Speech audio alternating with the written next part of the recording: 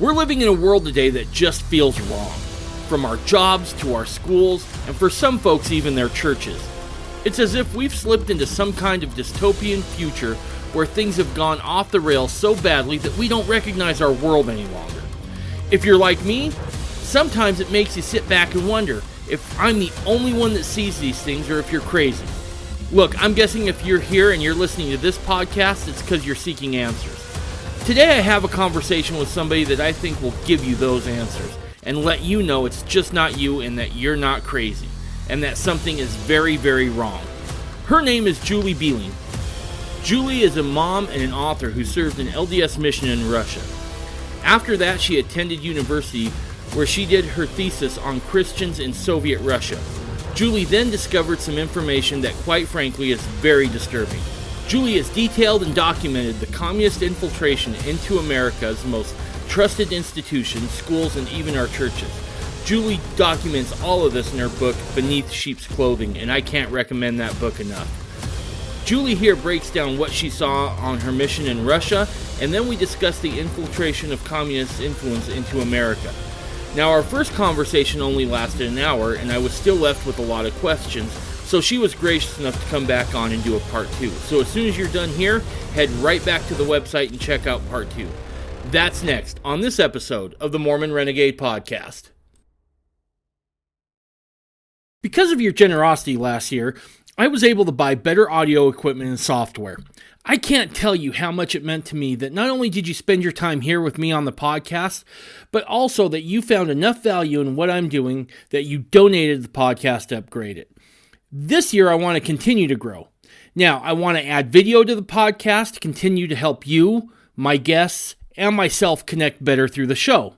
The other feature I'm working on for this podcast is something I have to remain vague about for now. But what I can say is that it's something that will help us better connect as fundamentalists and traditional LDS folks. Now, to get that equipment for the video content I want to do and to build the infrastructure for the other project with this podcast, donations would certainly be welcome. Or you can go to MormonRenegade.com, click that supply store button, and get some new swag. New stuff will be out soon as well. Now, if you can't afford to do either of those two things, I totally get it. Maybe just keep the podcast in your prayers that we'll be blessed with those resources. Again, thank you for everything you do as well as for listening to the podcast. I have been very careful on this podcast to only advertise for items that I feel will add value and purpose in your life. That said, I've discovered a book that I really believe should be in every Mormon's library. The book is called Beneath Sheep's Clothing. In this book, the author, Julie Behling, breaks down the communist infiltration into our schools, institutions, and perhaps even most distressing, our churches. The book backs up its claims with well-cited sources so you can go do the research yourself. This book will allow you to see the communist tactics and gives you the tools on how to combat this insidious movement in America. Julie is right now trying to raise money to make the book into a documentary, and I can't recommend donating to this cause strongly enough. So head over to MormonRenegade.com and you can find the link to buy the book and donate to the documentary in this episode page, or scroll down to the very bottom of the landing page at MormonRenegade.com to find a link to buy the book.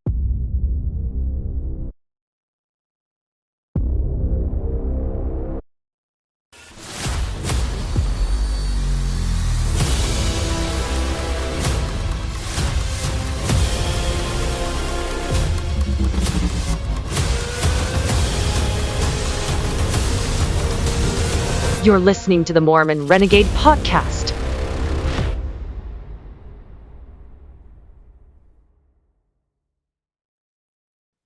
Well, Julie, thanks for coming on. Thanks for having me. So when I first heard about your book, I was super fascinated because public education has been something that I've talked about before here on the podcast and had people on. At what point did you decide you were going to start homeschooling your kids? Well, I have one son and he's 8. And I kind of actually assumed I would homeschool him from the get-go before I even had him. I had him pretty late in life. But then being the only child, he did attend like preschool, part-time preschool. And then I did end up, and I've been working this whole time. I did put him in a charter school for kindergarten. This was the 2019-2020 school year, which was interrupted. And once the mask mandates were, came down for the next school year, I was like, no, we're not doing this. I'm not masking my then 6-year-old. So I homeschooled him from that point. I put him in a charter school again for a while, but have recently pulled him out and probably will be doing homeschooling or some sort of alternative schooling from here on out. So Right on. So what was the impetus for the book?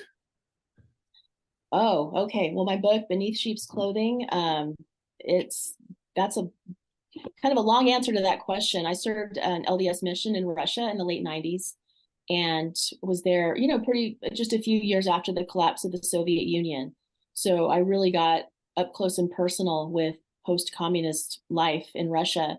And I met a lot of people who had been very negatively impacted by communism, people who'd spent time in the Gulag, people who'd been traumatized by the Stalinist era, Whew. a lot of elderly people with really a lot of trauma. And I came back from my mission and I ended up getting a dual master's at Florida State University, a dual master's in Russian language and literature and Russian and East European studies. And for my Russian and East European studies degree, I decided to write a thesis. And I just felt drawn towards researching the Christians, the underground Christians during the Soviet Union. And then I kind of honed in more as I began my research, what exactly that would look like. And my interest in that came from my mission, from coming across, well, first of all, out of the, I don't know, like 1,000 people or so that I asked if they believed in God in the course of my mission, I was very surprised that out of everyone I asked, there was only one person who said they were atheist. And I found that pretty shocking. Everyone was either, yes, I believe in God, or I'm open to believing in God and I'm searching. It was kind of a bit of a golden era in Russia. Let me ask you this. How did that come about? Because if you read Marx, he's very clear that religion is the opium of the masses, right? Right, That right. that this idea of religion and a God is almost threatening to Marxism and Leninism, because they have this idea that the state was almost supposed to be God, Yeah, right? not almost. The state was God, Right. and the leader of the state was God for sure. No, religion, especially Christianity, were some of the top um, enemies of communism, and they had to be taken out. What they found, so that in the early decades of the Soviet Union, especially in the right at the beginning of it, they did mass arrests of Christian clergy, tortures, executions, putting people in the prison camps, and it was a bloodbath. It was a bloodbath all around. And of course, they bombed churches. They demolished them. They sacked them. They took out all of the, especially the Orthodox churches with a lot of gold and like jewel encrusted icons. They sacked all of that. But what they found, but by World War II and during the most repressive years of Stalin, that there was actually enclaves of Christianity that were strengthening underground and that were gaining more and more strength, and they could not extinguish religion. And once the World War II ended and Stalin died, there was what they had, the thaw. They called it the thaw. And so some of the really repressive things that had happened, especially in the 30s and 40s, early 50s with Stalin, that kind of lifted, and they actually let a lot of people go from the Gulag early. And among those people were a lot of Christian clergy. And then there was a bit of a Christian and religious revival at that time in the mid 50s, 60s. And so, but the Soviet state kind of rearranged its tactics. And my master's thesis focused on the tactics, the anti-religious tactics from the end of World War II up until Perestroika, until the mid 80s, because it was a more sophisticated set of tactics. And instead of just a brute force, we're going to kill everyone or execute or imprison everyone, it was like, how can we do this more effectively? And so I really focused on what I discovered were the three main anti-religious tactics. And the first one was not really any secret, anti-religious propaganda combined with pro-communist propaganda in the schools, in the media, in all of the arts. Poetry had to had to endorse communism. They could not have poets that did not glorify communism. They could not have filmmakers that didn't glorify communism. There could be no sculptors or any musician or anything. Everything had to glorify communism and make fun of religion, Christianity, of course, being foremost among those. And the second tactic was, instead of keeping up their complete, just outright persecution of Christians, they backed off and they gave a lot of concessions, but there was one group that they continued to persecute very heavily. And these were fringe Christian groups that did not go along with the government. They did not register with the government because there was a cost to registering with the government. You basically would sign away different parts of your beliefs in order to register officially with the Soviet state. So the Christians that I studied that were the renegade Christians, the underground Baptists, underground Pentecostals, Seventh-day Adventists, and Jehovah's Witnesses, they were enemies of the state numero uno, and they had the mass state still after them all the way up through the mid-80s. The third tactic was a new one that they developed that's pretty chilling. Probably their most effective anti-religious tactic was infiltration of the churches. And they did this with KGB agents who posed as would-be clergy going into the seminaries and going in to lead all the churches and to control the churches from within. This was done. As you were describing that, it's kind of chilling, right? Because Oh, yeah. I think you can make a case that at least two of the three we're seeing right now today in the States. No, all three. All three? Mm-hmm. I didn't know how the registering part would work, like you were saying. Well, but the government controls of the church. Right. And we saw that during COVID, right? When the government was able to say shut down the churches and everybody just shut down. Mm-hmm. That was spooky. That was, to me, the first time I can remember where a guaranteed right that Madison had made sure was there, right? Your Mm-hmm. First Amendment right. Mm-hmm. Right to conscience, that was compromised for the first time I can ever remember on a big scale. Mm-hmm. And what scared me is we just took it. Mm-hmm. Right? There wasn't an outcry. Not so when those folks are driven underground like that, do you think that Christianity still managed to spread, or do you think that they did contain it? Well, I mean, both. Yeah, the Soviet state, there were millions of casualties. And of course, they did decimate the faith of many people. So one of the things that was really common when I was a missionary there was meeting people who talking about baptism, and they would say, oh yeah, my grandma baptized me in the woods. So a lot of little Russian grandmas would take their little grandchildren out into the woods and baptize them secretly, and would still transmit their faith to them. But they were most of these types of Christians were taught, they taught their kids that they had to pretend. They had to just go along with the script to keep out of trouble. So Jeez. There's a whole lot of that went on. The ones that were the really hardcore people, the ones I studied for my thesis, I mean, these people were super amazing. I mean, they risked life and limb on a regular basis. It was, breaking the law just to have like a public baptism, or, to have, teaching their kids to pray. There were some groups, some of the underground Pentecostals in particular, that the state would just revoke their parental rights and take their children and put them in state orphanages, saying, well, you're abusing your child by teaching them to pray, so we're going to take your kids for their own protection. And of course, try to brainwash them. So that was kind of the impetus for writing the book. Did you start seeing these things creeping into public education, and that was kind of what really led you to go for it?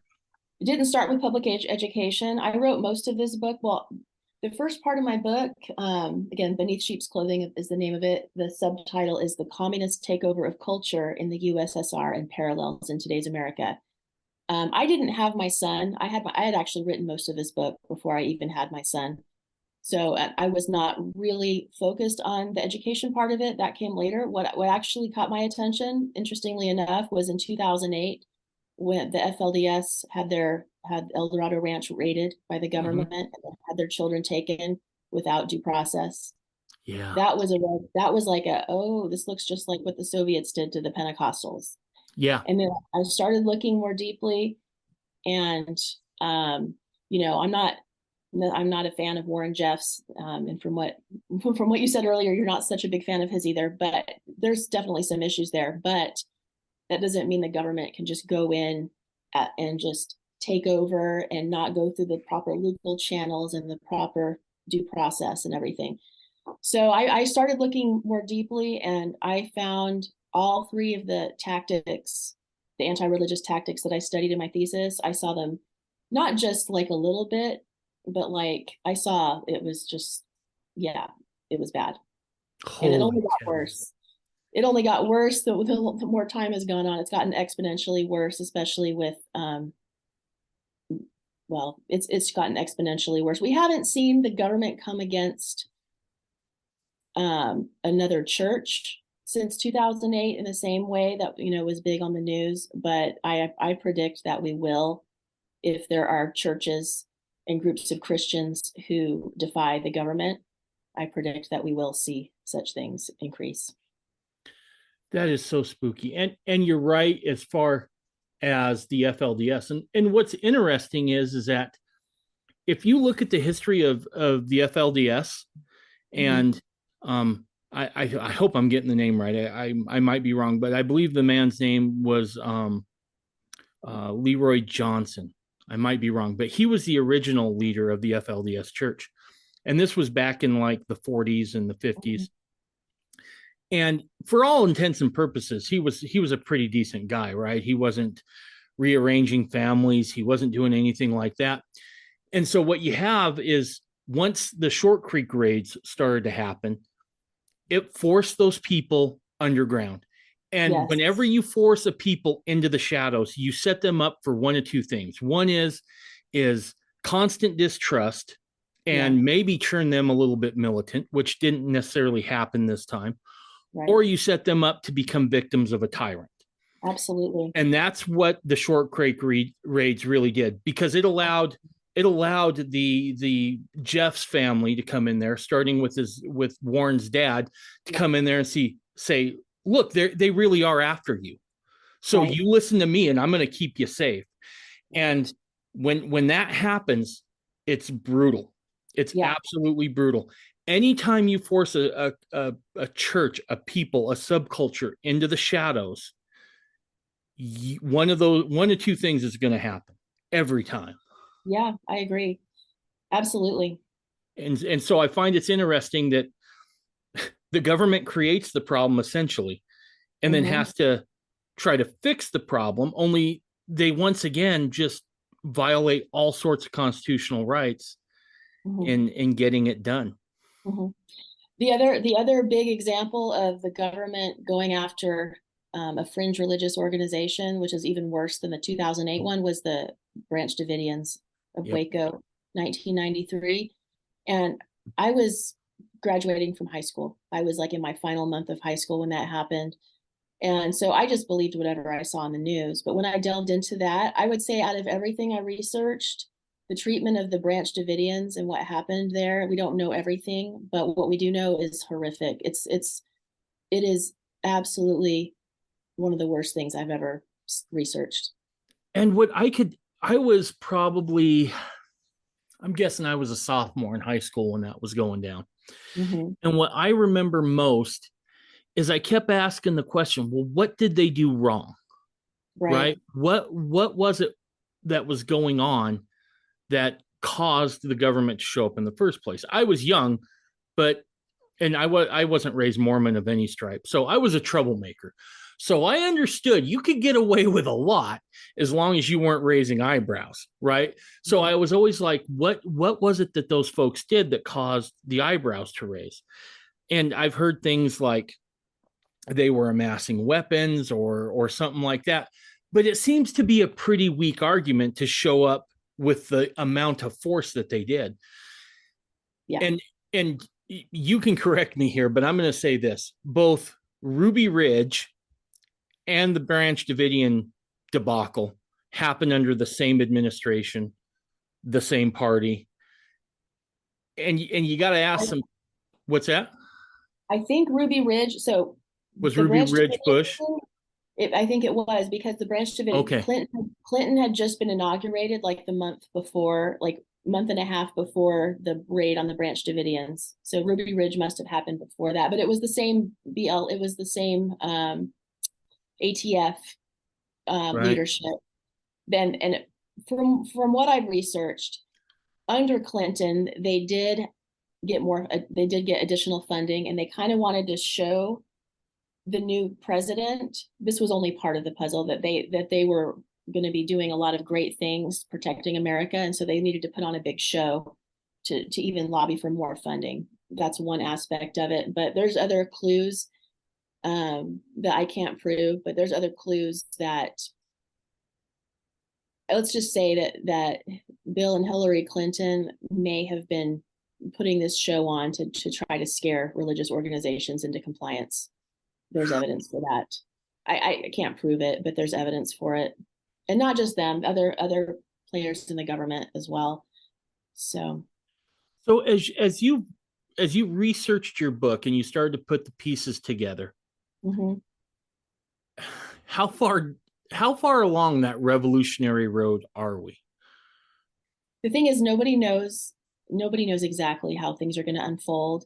I mean, we're pretty far gone, but a mass awakening of people and mass people standing up and awakening to what's really going on could, I think, prevent some of the worst plots from, unfolding completely. But we're not going to escape some crazy times. Right. So, when I watched the riots happen, I believe it was the summer of 2020, after George Floyd was killed, and that was horrible, right? I'll never say that was right or whatever, but you could tell that a lot of the riots that were happening weren't necessarily grassroots. Yeah. Right. Yeah. These had been orchestrated. They'd been orchestrated. Thank you. Yeah, you're exactly right. And if you read Marx and you understand that conflict has to exist before communism can take root, and you heard some of the things that they were saying, it was really spooky. And that caused me to go look at Black Lives Matter Inc. and look at just the website, right? And so I get on there, and the first thing they talk about is that they want to disrupt the nuclear family, going back to what Hillary Clinton had said about, it takes a village sort of a thing. But if you, again, go back to Marx, you can see the seeds, right? Because Marx was all about the idea of getting rid of the bourgeois family, that it needed to go away, and that those kids were the property of the state, not the parents. Yeah. The other thing that I discovered is that the actual founder was a trained Marxist. She admitted it. Yes. So it was really spooky to see it, because I really came of age. I can remember when the wall fell, which was really the USSR hadn't completely fallen yet, but that was kind of like, oh no, they're done, right? This is the death throes. And so it was weird for me to have to look at all this and go, okay, it didn't die. It just changed. They just took off a military uniform and put something else on. Well, when it gets even, when you look further into the roots of communism in America, you see that this is probably one of the most controversial parts of my book, but it's probably not going to be controversial to you or your audience. You look back at the roots of, let's say, infiltrating America's churches with communists, which was done beginning well over 100 years ago, infiltrating the school, as public school was being developed, pushing it in with socialism and communism. This was funded by like the Rockefeller Foundation, Carnegie Foundation. And guess who funded the Russian Revolution and funded Lenin? It was the same people. It's monopolistic capitalists from America. I think there were some maybe from Germany that helped fund it too. But they're the same people. They began infiltrating things here organizations here in America with communism and funding Lenin in the Soviet Union. So let me ask you this, Julie, because I'm always fascinated with this. And I don't doubt you for a minute because I've seen a lot of evidence that points to that, but I haven't been able to make sense of it. Mm-hmm. Communism at its core is really anti-capitalistic. You can make an argument they dig state capitalism, but even that, I mean, a true blue, well-taught Marxist strives for this global takeover, right? That the revolution has to sweep the globe in order for it to be truly successful. Right. Why would folks like the Carnegies, the Rockefellers, those sorts of people, why would they throw their lot in with them? Because they made their money from a capitalist system. What was the draw to get the Rockefellers and the Carnegies to jump into that? Well, they made their money over there too, because Russia was just beginning to industrialize. And so they were able to go and make money off of the industrialization of Russia. And that's one thing. Number two, it's all about control. And these people, they're not true capitalists. They're monopolistic capitalists. They want to keep themselves and their family lines at the top of the heap. Communism is a handy control grid to keep the rest of the masses down. Sure. No, that makes perfect sense. Another question I got for you, and I feel like this is really important, especially for some of my LDS listeners. Mm-hmm.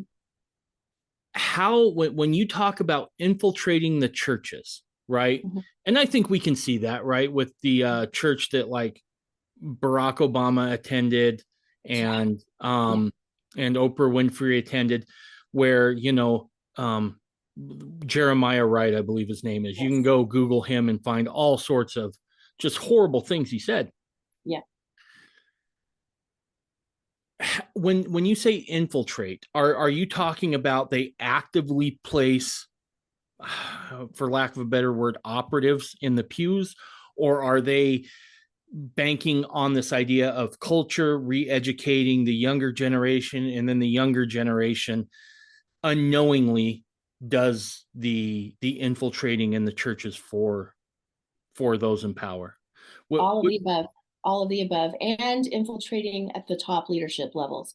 Now, I will say this, out of the major churches in America, there is less evidence of communist infiltration into the LDS church than there is into any of the others. That's good to know. So, but there still is.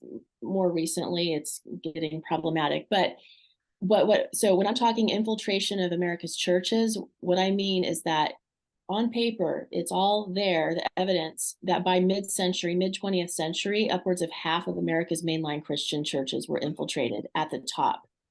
And so what Rockefeller, what he did is he funded different operatives to go into the seminaries and then become heads of seminaries and then be training the pastors, especially for the was called, first it was called the Federal Council of Churches, and then it changed its name to the National Council of Churches because it started getting a bad rap because people saw that they were being infiltrated at the time it was happening. And what these operatives did is they went in and they started changing doctrines, and they started casting doubt on the divinity of Jesus. Now, that's fine if you have doubt in the divinity of Jesus, but that's a little strange for a Christian pastor to cast doubt on the divinity of Jesus. Yeah. I mean, maybe you're in the wrong profession if you don't believe in the divinity of Jesus. Don't be a Christian pastor. But they began preaching from the pulpits, casting doubt on the virgin birth, casting doubt on Jesus as a savior. Jesus was just a prophet. He was just a good person. And then what they did a little switcheroo. Instead of having the focus, as far as I understand it, correct me if I'm wrong, the kernel of Christianity is that mankind has fallen and God sent Jesus to atone for the sins of mankind. We can turn ourselves over to Jesus, become one with him, and we can be saved, right? Is that that's a pretty good encapsulation of I would say just about all Christianity. That is the kernel of Christianity. What these operatives did is they went in there, and instead of making it about an individual relationship with God and about redemption from sin, it became a social justice gospel. They peeled away the aspect of Christianity where we are supposed to do service to those in need, absolutely, but they peeled that away from the relationship with God aspect, discarded the relationship with God, or at least the focus on it, and now the focus is social justice. And of course, we need people in this world who care about the downtrodden. That's is essential. And you can see how easy it would be to play that switcheroo game. So now it's gotten, much more apparent by now. But even by the mid-50s, they had half of the churches, half of mainline Christian churches in America bamboozled with this.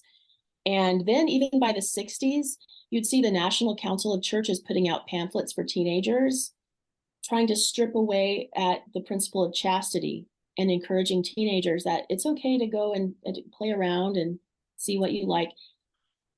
You would expect that from certain organizations, but not from an organization representing half of America's Christian churches. And there's more. Then you get into the Black liberation theology, which you mentioned, Jeremiah Wright.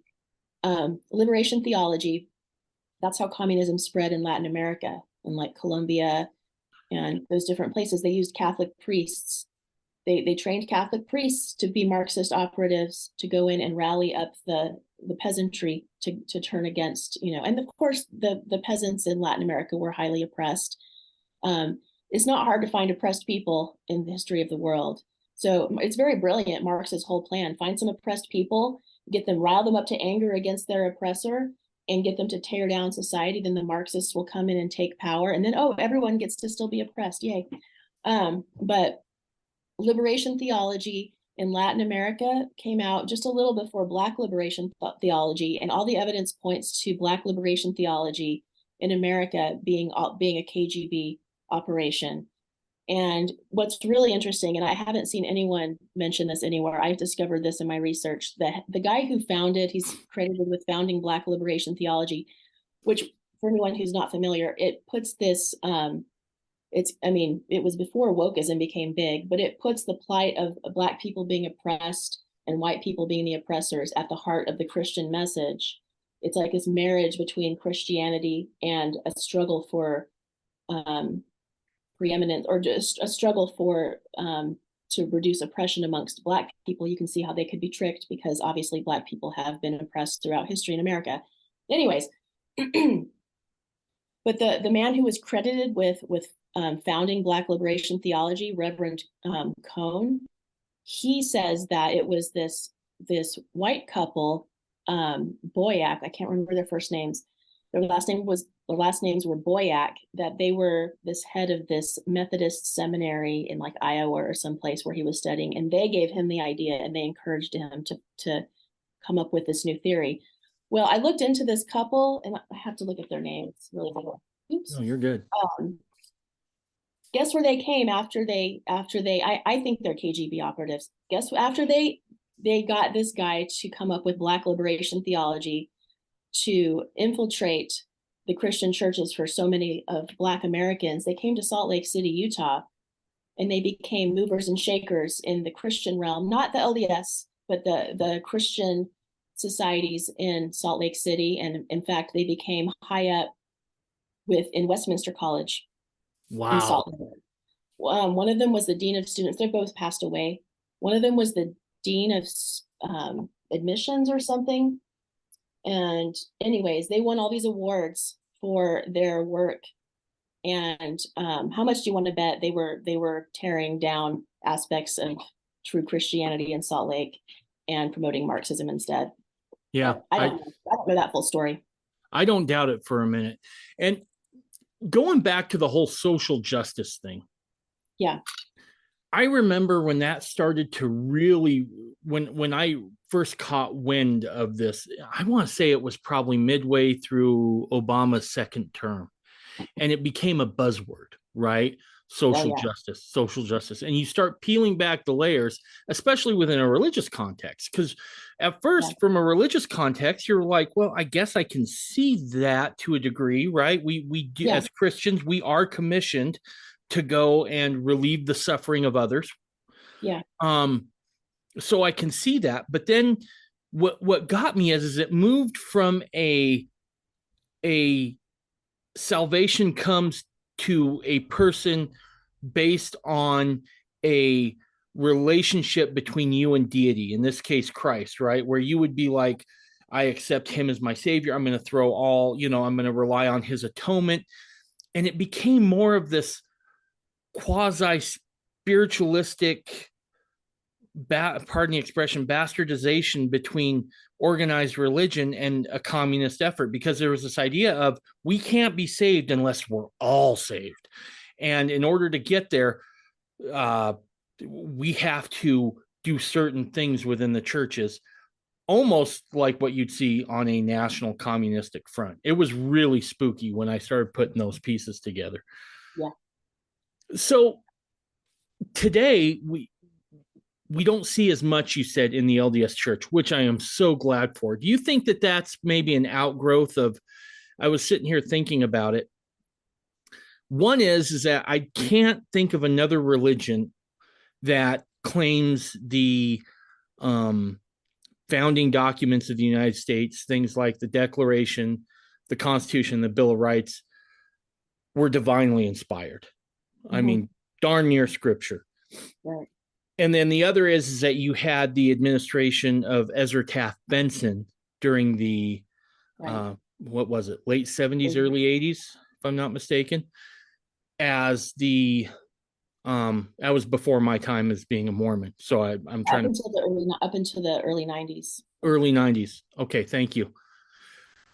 Yeah. Do you think that's why the LDS Church has been able to escape some of that? Was just because of that's left over? Yes, I do. But there's a problem. So I wrote most of my book in 2009 through 2011. And then I just couldn't finish it. And then I pulled it out in the summer of 2021. I was like, it's now or never. I've got to finish this book. And then I had to catch it up to modern day. And boy, things have gotten way worse with education. Things have gotten way worse with the churches. And what we've seen in more recent years is we've seen, because to the time that I'd written the book by 2011, I thought it's just half of America's churches that are infiltrated with communism. But where we're at now, the evangelical churches have been hardcore infiltrated at this point from the top. The adherents are like, what is going on here? No, but from the top, they've been infiltrated. And we see signs of infiltration of wokeism, which is wokeism is neo-Marxism. Mm-hmm. In the LDS at BYU, there's professors at BYU that teach, the gender fluidity, and that they teach against the binary genders, which that is gender theory, which is part of woke neo-Marxism, with the whole point to destroy the binary genders, because the binary genders are supposedly a relic of oppression. But anyway, so we do see infiltration now. And is that from the top, or is that from whatever? I probably, maybe not the top, but it is spreading like a virus throughout society. There is some evidence that some leaders have kind of tiptoed into that direction. And people really need to understand what that is, and that's a whole other can of worms, the gender theory, the queer theory of Marxism, and then the whole gay agenda. And then, yes, we get to be loving and respectful of all people. And how do we balance all of that? But once you understand that the agenda is a Marxist agenda to tear down the family, to tear down the binary genders, and to create as much chaos as possible in society, then you can see how that agenda operates. And we probably don't have time to go into all of that. But there's a lot of information out there. I do go into it in my book as well. But we have to separate that agenda from the people who are gay or are whatever, and have love and respect. There's a seat at the table in society for everyone, whether you're gay or straight, whether you're whatever you are. Everybody gets to participate in our society, and everyone is worthy of respect. But we don't need to let our worry of being seen as judgmental keep us from speaking out against pornography in school libraries, which is rampant through Utah. Let me just tell you one quick story. I was talking with one of my closest friends. I live in Hurricane down in Washington County. It's one of the most conservative towns. It's a very highly conservative town. It's a hotbed. I would say it's a hotbed of conservatism here. We have one high school. One of my good friends, her daughter is a senior there. She said her daughter performed at Hurricanes High's talent show a couple weeks ago, and right before she went on, I guess she was singing. A kid came on stage and came out of the closet and then did a drag show, and then the whole school was on their feet, roaring with clapping and cheering. And I don't want any gay child to be oppressed or anyone to make fun of them, but to cheer on a drag show, that's going a bit far. At a drag show at a public school, I think we've gone a little bit too far there. And this isn't a hotbed of conservatism, that's what the kids are doing. So. And I'm like you, right? I don't want anybody to have to live in the shadows. I think I've pointed that out before. That's a recipe for disaster. Yeah. At the same time, I feel like those matters need to be reserved for home, right? Right. So, or at least an adult setting, not yes. a school talent show, right? Right. And that's where I have major concerns. My other concern is that it appears to me, and this I'll probably get a strike on YouTube for this, and that's okay too. But it appears to me like a lot of this seems to be the in vogue thing now, right? Oh, yeah. Where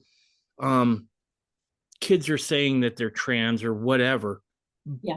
But they're lauded, right? And when you start talking about victimization seems to be the new social capital upon which our society is operating, the best thing you can do for your own social standing at that point is to become a member of the oppressed class, right? And then we harken back to Marx and we start talking about opposition versus the bourgeoisie who has it, has the power or that sort of thing. And it just foments more and more conflict, which is exactly what Marxism aims for. Yeah. This gender theory and queer theory, where they're queering our children with the social and emotional learning, and they can do it in any number of ways. They can teach. And I am a firm believer, and there's a lot of evidence for this, that there are operatives in schools. And honestly, Utah has been a prime target for this, because in Utah, yes, we traditionally are a very conservative state, but we're also very trusting and respectful of authority. And so there's a lot of evidence, I'm not the only one saying this, that Utah has been a special little guinea pig to see how far they can push it. In fact, a friend of mine says that the wife of our Governor Cox had, in an email, had said that her goal was to push Utah as far as close to California with its education as possible, as much as to get away with in Utah. But in any case, what they're doing is the kids. So, there's the critical race theory where the oppressed. So Marxism is all about oppressor versus oppressed. The oppressed class with critical race theory is people of color. The oppressor class is not just white people, not just white supremacists, but whiteness. Whatever whiteness is, anything can be made to be a relic of whiteness, including a constitution. And so the kids, then, they do these like different exercises, these different privilege exercises, and the kids with more privilege that are Christian, white, heterosexual, they're made to feel guilty. And then the way that they can atone for their sins of privilege is to either become part of the oppressed class or become an ally. But it's even better to become part of the oppressed class. And if you can pick from like 6 different genders and sexualities, listen, one of my best friends has 7 kids, and her family, she and her husband got divorced a couple of years ago, and there was a bit of upheaval for her kids. And now she has 2 of her kids are somewhere on the queer spectrum. And that's not how they were raised. And honestly, I doubt that's organic. I really think that is. James Lindsay is a great anti-communist for people to research, and he calls the SEL, social emotional learning training, that's especially hardcore for high school and middle schoolers. He calls it cult grooming in the classroom, and the religion of choice is the woke neo-Marxism. Well, and I think you hit on another thing. I do think that the Marxists learned, and I think they learned that mankind naturally seeks out religion. Yes. Yeah. Whether we want to admit it or not, mankind naturally seeks out a religious structure. Always has, Yeah. always will. Yeah. And so I think the Marxists got smart in the sense of, okay, we need to try to feed the souls of these people something that resembles that. Because if Yes. you look at what's going on now, and you described it perfectly. My daughter, who came home from college one semester, had the book White Fragility by Yeah. that Yeah. she was forced to read. And I remember I was Robert like, D'Angelo. Yeah. yes, I was like, give me that book. Right. And so I started looking at it, and I was like, you've got to be kidding me. Because what it described, and you laid it out here really well, Julie, is it's almost a repentance process, Yeah. right? Where you recognize if you're a white heterosexual individual, that is your sin, Yeah. right? And even Right. though you may not be able to, quote, overcome your sin in this instant, you should still go through these repentance steps process where you ask for forgiveness, and then maybe if you're lucky you can then find yourself in one of those oppressor classes. So this is very much a religion. It's not a religion we would recognize per se, because the savior in this aspect seems to be society slash the state. And Yeah. so as you can gain social cred in that way, it feeds into this whole religious feel to this thing. Hmm. Yeah, most definitely. And I have some friends, like one of my best friends works with an organization in Salt Lake that serves the homeless. And she finds herself around a lot of like woke people and social justice people. And so she's confused. And I'm like telling her, look, here's how you can tell whether you're doing service to humanity or you've gone in the woke direction. Are you trying to tear some aspect of society down, or are you just trying to help people? If you're just Right. trying to help people, she's going and helping homeless people. Is she trying to like destroy part of society? No, she's not. She's not gone too far. But what they take, this good impulse that so many of us have to help other people and want to help the underprivileged, if then we then take that to hurl bricks at the courthouse and, you know, take a bike lock to someone's head, or want to destroy, different aspects of society in a very violent way, then you might be going in the direction of woke Marxism. Right. So Right. As I've watched this all unfold, and I've watched how it's instituted, how it's infiltrated public education, it's absolutely frightening.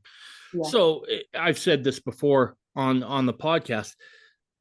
I'm a huge fan of the founders of the country, the founding fathers. I moved back to Maryland for 5 years just so I could be closer to the history.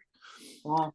Um, and what scared me the most is when I had my oldest son was a sophomore, and he came home, and I remember we were just sitting around the table eating dinner, and he looked at my picture of Washington praying at Valley Forge, and he's like, "Did you know he was a white rich slave owner?"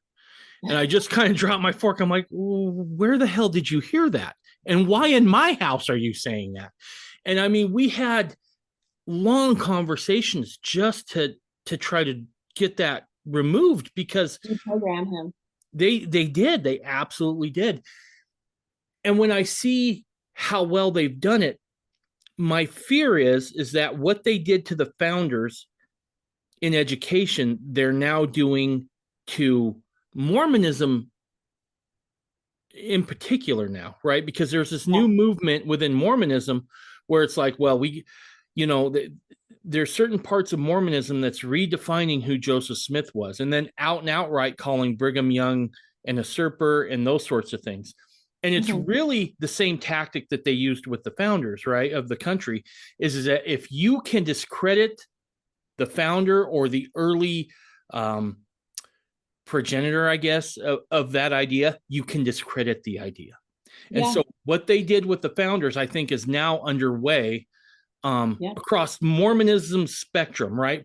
Yeah. Mainstream LDS and fundamentalist alike. And I've said for a while, all our kids are on the on the chopping block at this point. Yeah. They're doing the same thing. I also agree with you that Utah is a special case for them. Yeah. I think Utah and Texas, I feel like I think there's this feeling of if we can get it done in those two states, we can get it done anywhere. Yeah. Yeah. And back to what you said about attacks against the LDS church. I'm not currently active in the LDS church, but I'm very LDS friendly. And I still share the foundational truths. So I feel very close to the LDS church still. But what I believe, just from my research and just from this whole pattern of everything, I think they hold the churches hostage. I'll just say in general, the churches are held hostage, and churches that will defy the government, they'll cut off a finger, they'll whatever. And I see these things more and more in the news against the LDS church. What we need to do is we need to get the word out to all, like you said, the LDS spectrum. We should expect mass disclosure of ill deeds from leaders, whether they're real or not, I don't know. But we should expect that, and that's a good sign. That means that the leaders of the church are actually standing up to the government. If we don't see that, that's when you have to worry, because that means that the LDS church, will just go with the LDS church at this moment, is capitulating to the government. I believe that any church in the next coming years that doesn't capitulate and go full woke or fully allow, or much more than currently, allow the infiltration of these Marxist ideologies to proliferate through their churches, any church that doesn't do that, especially a major church, is going to be massively lambasted. And they will mostly do it through propaganda. If there's a small church that is a special threat for whatever reason, then they could get the Branch Davidian FLDS treatment. LDS church is so large, they probably wouldn't be able to get away with that. This is one little thing. In the Soviet Union, they focused their heavy hand on the churches that no one liked. No one liked the Baptists or the Pentecostals or the Seventh-day Adventists or Jehovah's Witnesses. They were all considered cults in Russia because they were not Orthodox. So they were very easy targets. In America, Branch Davidians were made to be easy targets. A lot of what was said about them was not true. Some of it was true. Same thing with FLDS, easy targets. Some of what they've been accused of is true, some of it not. But with the LDS church, they'll put out more and more dirt on different leaders, present, past, whatever. And again, whether it's true or not, I don't know. But we should expect that, and we should actually tell the church, hey, we would rather that they come out with smear campaigns every single day and you stand up to them than to capitulate and not have those smear campaigns. And we just need to become immune to the smear campaigns, and maybe some of them will be true and we can research that for ourselves, but we're going to need to be able to have our heads on straight and be able to also realize that Jesus himself said that there would be wolves in sheep's clothing. Every church is going to have some really bad apples in high positions at different times. The Catholic Church, hello, there's been you can see some bad apples going on there throughout history. So, and the LDS church is not going to be immune. Any church, any major church, I 100% promise you this. This is one of the main things I came away with for my thesis and my book. Any major church of influence is a major target for infiltration. How deeply it's infiltrated, that's a question. But it will be any major church that is a big influence for good is going to be a major target. And they've been in this game for over 100 years working to infiltrate. There's no way that there haven't been some operatives placed within the LDS church. That would be impossible. And I will say one other thing, that I discovered an article showing that the Communist Party USA, this was in the 30s, I believe, the 1930s, they actually recruited their members. These were people who were no longer Christian. They were Communist Party members. They asked them to go back into their churches of origin and pose as, oh, I'm back. But then behind the scenes, try to, do some funny business. And there was one of the people that was showcased in the article was Mormon. And I just don't know what he was able to accomplish. I don't have that information. I don't know if anyone does. But we have to assume Jesus said there's the wheat and the tares, there's the wolves in sheep's clothing.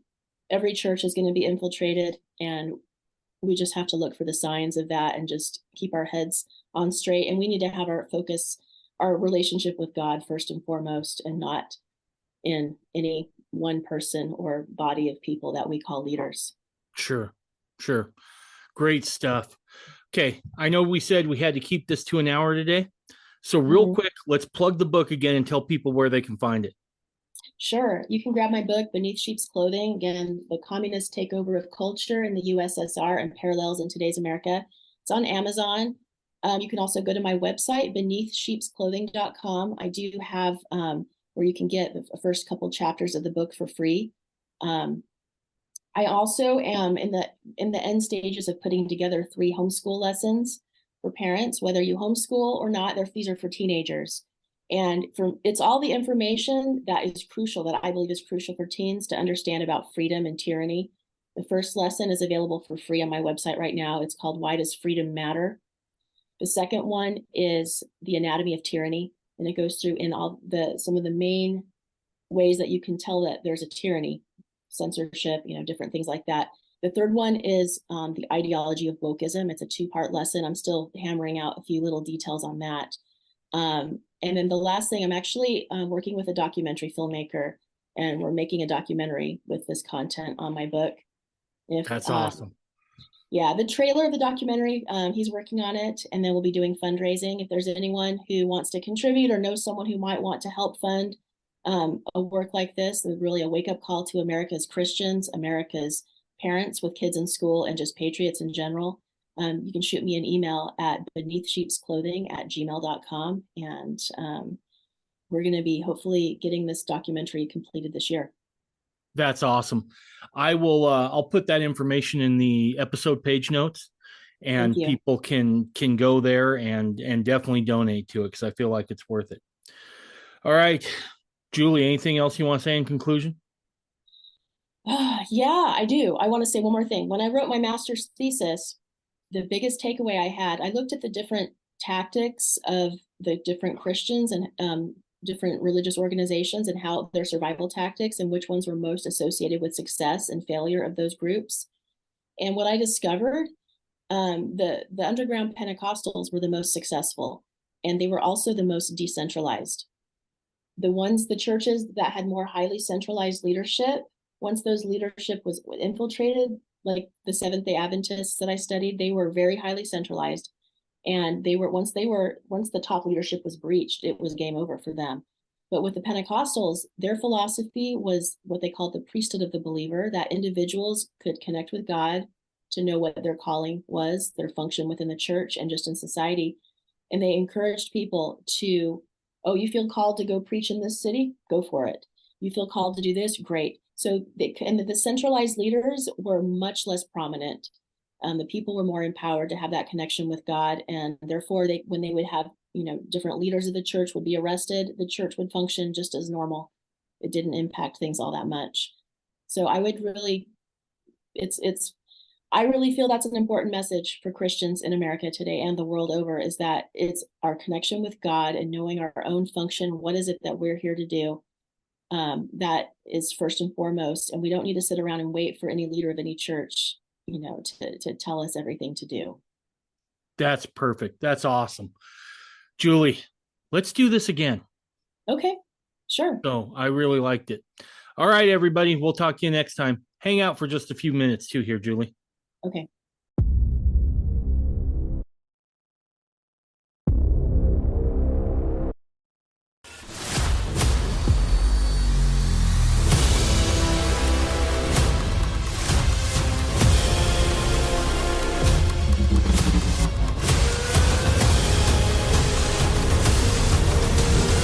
You're listening to the Mormon Renegade Podcast.